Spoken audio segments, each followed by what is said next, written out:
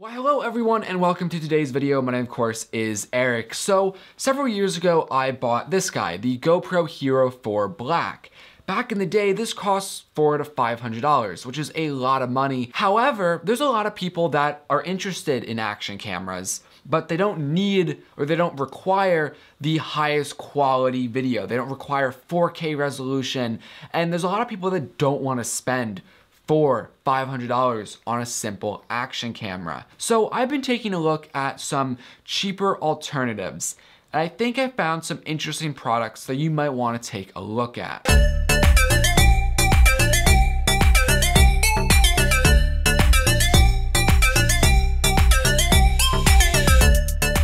So I will be honest that I've had this unit in the studio for some time now, and I'm just getting to making a video on it. What is this product actually? It is the Eonfine, I think is how you say it. Link will be down in the description. So here is the camera itself. And you see it comes in a GoPro-like housing, which is sometimes difficult to open, but it definitely protects the camera from water. So here is the unit itself, and we'll get back to the unit actually, because I want to dive into the rest of the box. So unlike GoPro, you get a plethora of accessories and whatnot with this unit. So already it looks like I have some straps, like wrist straps or something, so I can connect the camera to like my wrist. So I'm at the ocean, it's not gonna go away into the abyss.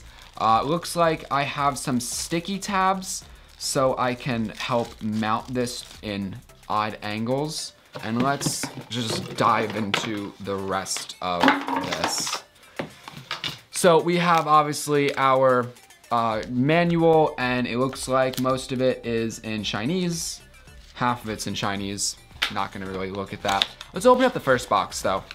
So already we're getting a decent amount of accessories. I even have, wow, I didn't even know that. I have an extra battery. So yes, I already have the battery in here. So this adapter is gonna let me mount this fake GoPro, as I'm gonna refer to it as, to a light stand, mic stand, whatever. I have a tripod-like adapter, but it's not actually for a tripod because it already has the 1/4-inch thread. But it looks like I can mount this to like a camera cage or anything that accepts the 1/4-inch thread. That's interesting. Some, I guess, other adapters so I can mount mount this camera like sideways.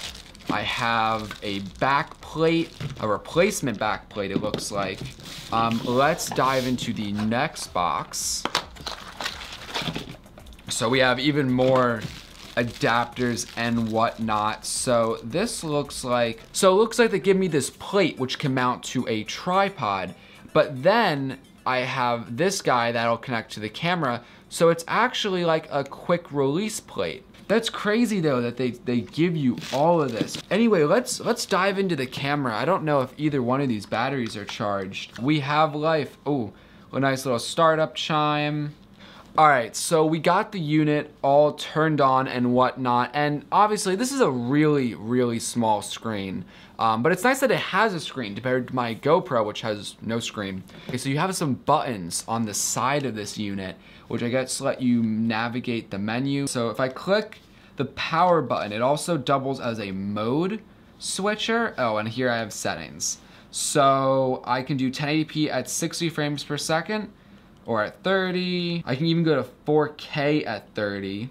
I'm gonna go with 1080p at 60 though. So keep in mind that this unit is gonna use micro SD cards. There we go, we got 1080p HD at 60 frames per second. Does not look like this has 60 frames per second. I also don't know, and I had this problem before with it, not exactly keeping up with how I'm speaking. I also don't expect the microphone to be very good. But regardless of the quality that you guys are seeing, this camera is relatively easy to use. It doesn't have a touchscreen or anything like that. At this point, I think I'm just gonna throw a quick little video montage in.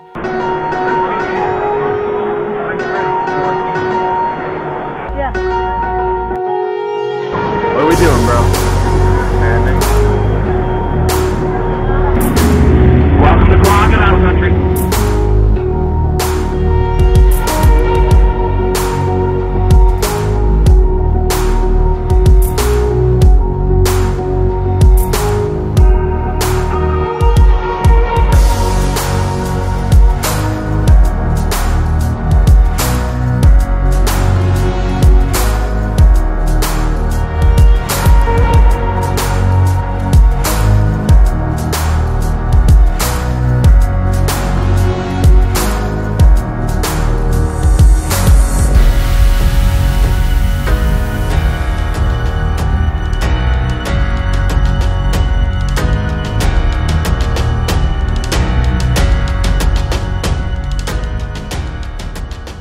right, so there are some quick video clips with this camera. One other thing to mention about this camera is I also got a like snorkel mask. Let me grab that.